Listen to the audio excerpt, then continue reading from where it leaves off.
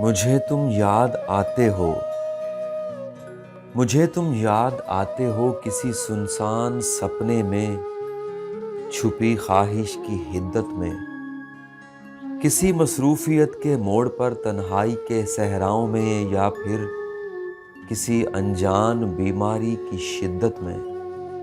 मुझे मुझे तुम याद आते हो किसी बिछड़े हुए की चश्मे पूर्णम के नज़ारे पर, किसी बीते हुए दिन की थकन की ओट से, या फिर तुम्हारे जिक्र में गुजरी हुई शब के इशारे पर। मुझे तुम याद आते हो, मुझे तुम याद आते हो किसी बस्ती की बारौनक सड़क पर, और किसी दरिया, किसी वीरान जंगल के किनारे पर। मुझे तुम याद आते हो मेरी चुप के कुएं में आरज़ुओं के बदन जब तैरते हैं, और किनारे से कोई बोले तो लगता है अजल आवाज़ देती है।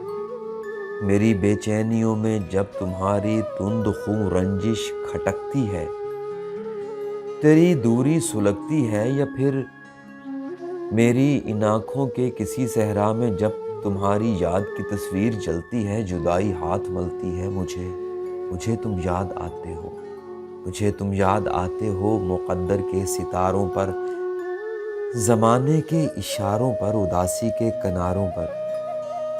कभी वीरान शहरों में, कभी सुनसान रस्तों पर, कभी हैरान आँखों में, कभी बेजान लम्हों पर।